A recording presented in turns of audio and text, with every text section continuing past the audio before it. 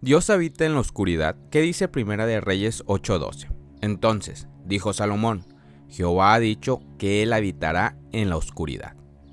Al escuchar este versículo que Dios habita en la oscuridad, y sería un poco contradictorio pensar que Dios, siendo considerado un ser de luz, puede estar en medio de la oscuridad. Pero ¿qué dice la Biblia acerca de Dios como un ser de luz? En Isaías 61 dice, levántate y resplandece, que tu luz ha llegado. La gloria del Señor brilla sobre ti. En Salmos 119:5 dice, tu palabra es una lámpara a mis pies, es una luz en mi sendero. En Juan 8:12 dice, yo soy la luz del mundo, el que me sigue no andará en tinieblas, sino que tendrá la luz de la vida. Y por último, el más importante, en Génesis 1:3 dice, y dijo Dios, que exista la luz, y la luz llegó a existir. Estos versículos que fueron mencionados nos demuestran cómo Dios es considerado un ser de luz, y el significado de luz en la Biblia es estar apartado de la oscuridad. El salmista pide a Dios que alce su luz sobre los rostros de ellos para que les muestre el bien y por consiguiente apartarse del camino del mal. Entonces, si la luz es considerado bueno y la oscuridad malo, ¿Dios puede habitar en la oscuridad? Mi respuesta es sí, y no quiero decir que Dios tenga que ser malo para habitar en la oscuridad. Para eso tenemos que ver qué significa oscuridad. En el libro de Primera de Reyes 8:12 dice que Dios ha dicho que él habitaría en la oscuridad. La palabra oscuridad en este versículo en hebreo significa arafel, que significa penumbra. Que penumbra significa que hay poca luz, pero no se llega a la oscuridad. También arafel significa entenebrecimiento, oscuridad, sombra o tinieblas. Ahora que entendemos el significado de oscuridad, ¿por qué Dios tenía que estar en la oscuridad? Para entrar en contexto de este versículo de Primera de Reyes 8, vemos que Salomón acababa de dedicar el templo creado para el Santo de Israel. Y veamos lo que dice unos versículos atrás. Leamos los versículos 10 al 12 de Primera de Reyes 8, para comprender por qué Salomón indicó que habitaría Dios en la oscuridad. Y dice, y cuando los sacerdotes salieron del santuario, la nube llenó la casa de Jehová.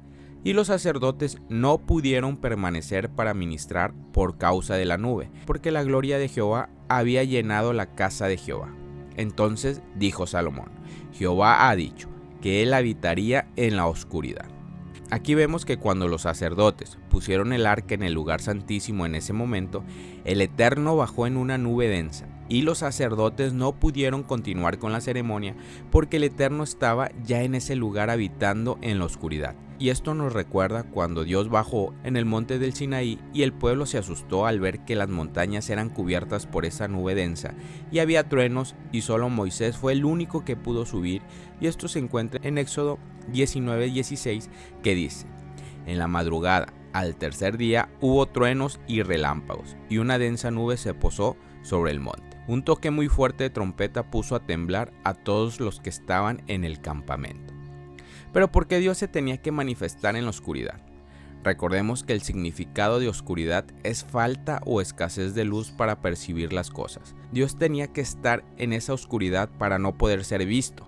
Pero ¿por qué Dios no quería que lo vieran? Por la sencilla razón que Dios estaba protegiendo a sus hijos de poder morir, y este versículo nos da la respuesta en Éxodo 33:20, que dice, pero no podrás ver mi rostro, porque ningún hombre podrá verme y seguir viviendo. Es por eso que el Santo de Israel tenía que estar en la oscuridad para que no pudiera ser visto. Pero con esto nos damos cuenta que al indicar que Dios habitaría en la oscuridad, significaba que Dios, al bajar al templo que le habían dedicado, él se tenía que manifestar en la penumbra, en esa densa nube, para evitar ser visto, no por otra circunstancia. Recordemos que en la muerte de Yeshua, de Jesús, el Eterno se manifiesta en la oscuridad. Él tenía que estar presente en el momento que su Hijo había sido sacrificado por nuestros pecados, y esto lo vemos en Lucas 23:44 al 46, que dice, cuando era como la hora sexta, hubo tinieblas sobre toda la tierra, hasta la hora novena, y el sol se oscureció, y el velo del templo se rasgó por la mitad. Entonces Jesús clamó a gran voz, dijo, Padre, en tus manos encomiendo mi espíritu. Y habiendo dicho esto, expiró. Este versículo nos confirma que Dios bajó en esa nube densa como lo hacía en el tiempo de Salomón, y en esa ocasión bajó por última vez al lugar santísimo, como siempre lo hacía en las horas del sacrificio del Cordero, para completar la tarea que había encomendado a su Hijo. Como conclusión, podemos entender que cuando la Biblia se refiere a que Dios habita en la oscuridad, se refiere que se encuentra en un lugar donde no puede ser visto, ayudado de la falta de la visibilidad para no poder ser visto. Si quieres saber por qué el santo Israel no quería ser visto, déjalo en los comentarios. Shalom. Gracias por haber escuchado este podcast. Si este podcast te ha ayudado, compártelo con un amigo o con algún familiar. Sé que les será de ayuda. Recuerda visitar nuestra página de Instagram, Inspirando tu Vida.